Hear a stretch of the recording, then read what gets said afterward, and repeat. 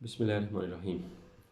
जो मेरी पिछली वीडियो है उसमें मैंने इम्पोर्टेंस ऑफ वैल्यूज़ पे मैंने बात की थी। अब अगर इम्पोर्टेंस ऑफ वैल्यूज़ से जब आगे बढ़ते हैं तो अब पहला क्वेश्चन ये आता है कि जी मेरी वैल्यूज़ हैं क्या? मैंने बेशुमार लोगों से, जो मेरे कई बड़े लोगों से भी बात हुई है, अक्सर हमें वास्ता पड़ता रहता है बिज़नेस वर्ल्ड में भी, और जो गवर्नमेंट सेक्टर में और प्राइवेट सेक्टर में भी जिन लोगों से वास्ता पड़ता है, जब बहुत सारे इस तरह जब आप क्वेश्चन करते हैं तो लोग उस पर काफ़ी कंफ्यूज नज़र आते हैं कि उनको ये नहीं पता होता कि मेरी वैल्यूज़ हैं क्या। एक आदमी की वैल्यू ये भी हो सकती है, making money is a value. ठीक है। अब वैल्यू तो कोई भी वैल्यू हो सकती है, लेकिन कुछ लोग जो हैं उनके ऑब्जेक्टिव्स या पर्पस बड़ा क्लियर होता है कि मेरा लॉन्ग टर्म विजन है, लॉन्ग टर्म ऑब्जेक्टिव है। तो मेरी वैल्यूज़ ऐसी होनी चाहिए कि मैंने शॉर्ट टर्म चीज़ों पे कंप्रोमाइज़ नहीं करना। ठीक है। ये एक अलग बहस हो जाती है, लेकिन हमें ये जानना एट अ फर्स्ट प्लेस कि जी हमारी वैल्यूज़ हैं क्या, उसके जो है डिफरेंट तरीके हैं, वो क्या तरीके हैं जिससे हमें वैल्यूज़ का अपना अंदाज़ा होता है। अगर उसमें देखा जाए तो तीन ऐसे वेज हैं to discover your own value. ठीक है। नंबर वन ये है कि आप अपने आप को ऑब्ज़र्व करें कि आप अपना टाइम, आपकी अपनी एनर्जी और आप अपना पैसा कहाँ लगा रहे हैं। क्योंकि जो आपकी प्रायोरिटी होती है आप अपना पैसा वहीं लगाएंगे। अगर आपकी प्रायोरिटी ये है कि मैंने बिज़नेस में आगे बढ़ना है, आप उसी तरह के लोगों से मिल रहे होंगे, आप वहीं टाइम ज़्यादा स्पेंड कर रहे होंगे। अगर आप का ऑब्जेक्टिव सिर्फ ये है कि शॉर्ट टर्म मेकिंग मनी है, तो ऑब्वियसली फिर आप देख रहे होंगे कि यार मैं जो है ना प्राइस बॉन्ड में, मैं लॉटरीज़ में, मैं ऐसी चीज़ों में आप कर रहे होंगे।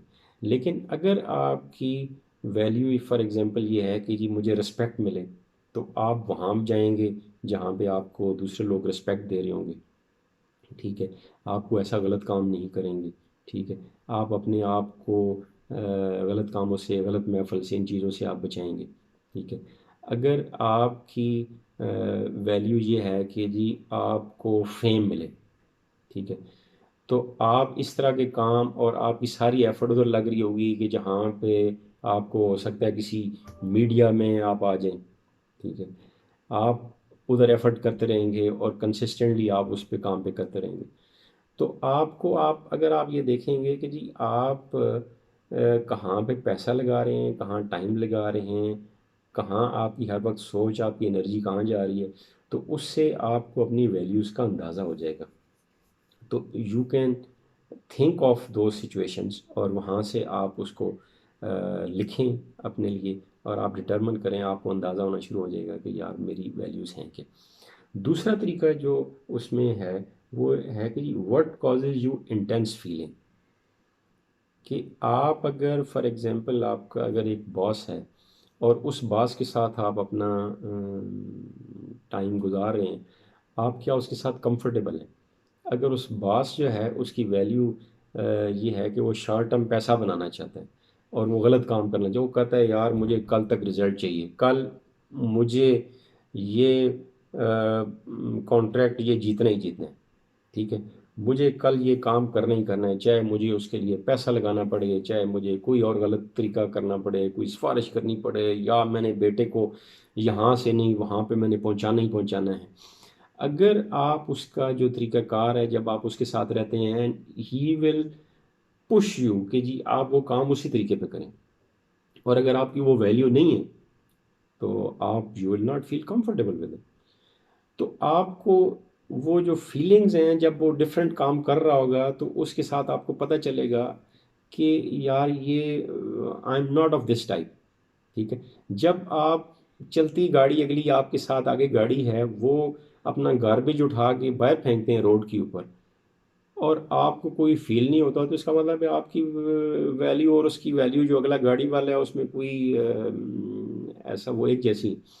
और अगर आपको डिस्कम्फर्ट मिलती है उससे, तो इसका मतलब ये है कि ये वैल्यूज़ जो हैं, आपकी वैल्यू और उसकी जो वैल्यू है वो डिफरेंट है।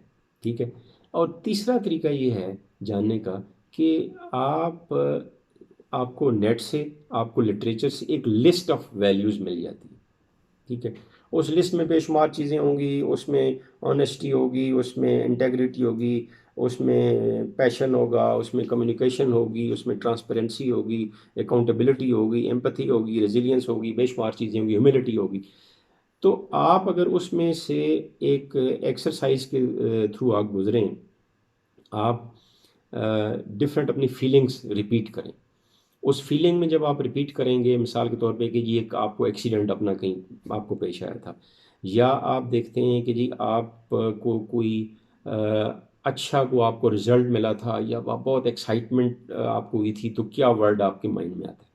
ठीक है, आप अपने लिए एक क्वेश्चनियर बनाएं, आपको 25-30 क्वेश्चनियर अपने बनाएं, जो आपको डिफरेंट वो फीलिंग वो आपको माइंड में लेके आए, आपको आप याद करें, तो वो चीज़ें जब आपके माइंड में आती हैं, ठीक है, तो आप वो वर्ड वहाँ से वो चुनें।